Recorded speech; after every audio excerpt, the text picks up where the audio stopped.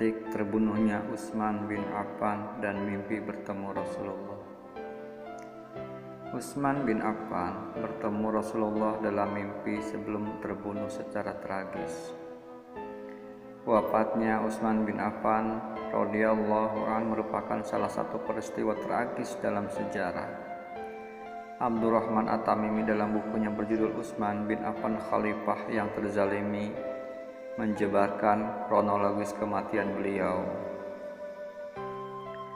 Pada akhir hari pengepungan, yaitu hari terbunuhnya Utsman, beliau tidur kemudian pagi harinya mengatakan, "Biarlah mereka itu membunuhku."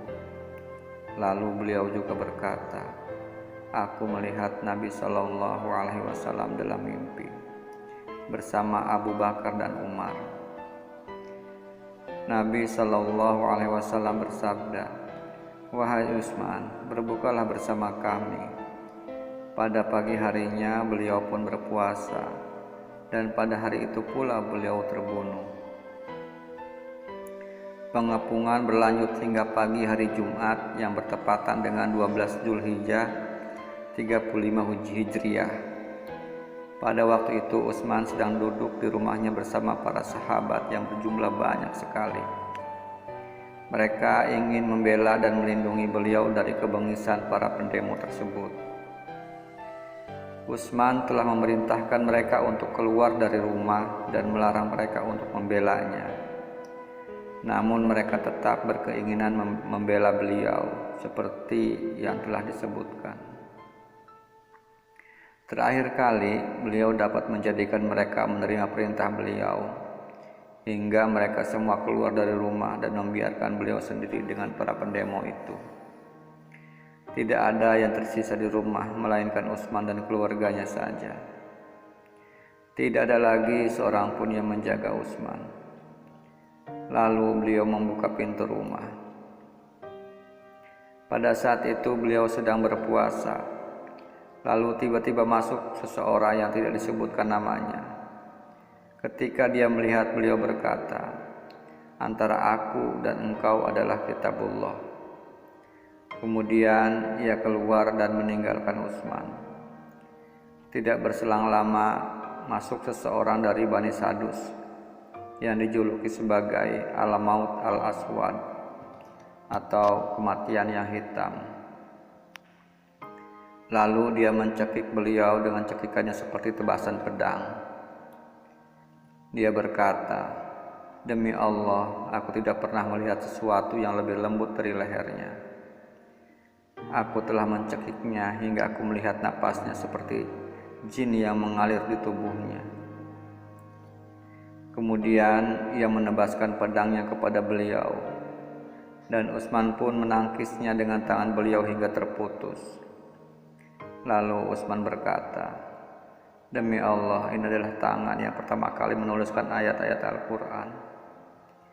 Yang demikian itu karena beliau termasuk para penulis wahyu Al-Quran, dan beliau termasuk orang yang pertama menulis mushaf dengan didikte langsung oleh Rasulullah SAW. Beliau terbunuh dan mushaf berada di depan beliau. Darah mengalir dari potongan tangan hingga mengenai mushaf yang berada di depan beliau yang sedang beliau baca. Darah tersebut jatuh pada firman Allah, "Maka Allah akan memelihara kamu dari mereka, dan dialah yang maha mendengar lagi maha mengetahui." Al-Baqarah 137. Ketika pembunuh Utsman, orangnya hitam, telah selesai, dia mengangkat atau membentangkan tangannya di dalam rumah. Seraya berkata, "Akulah pembunuh Natsal," yang artinya sanadnya sahih.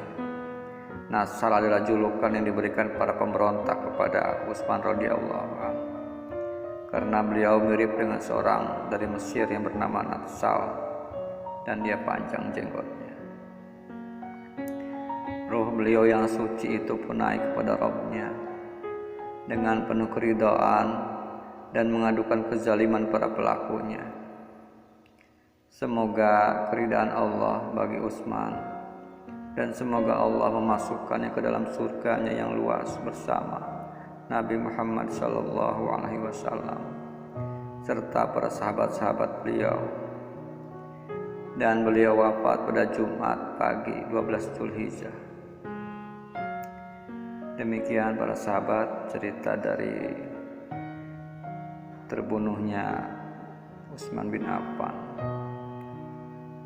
Semoga dapat dijadikan pelajaran bagi kita semua, dan semoga kita semua selalu dalam lindungan Allah Subhanahu wa Ta'ala.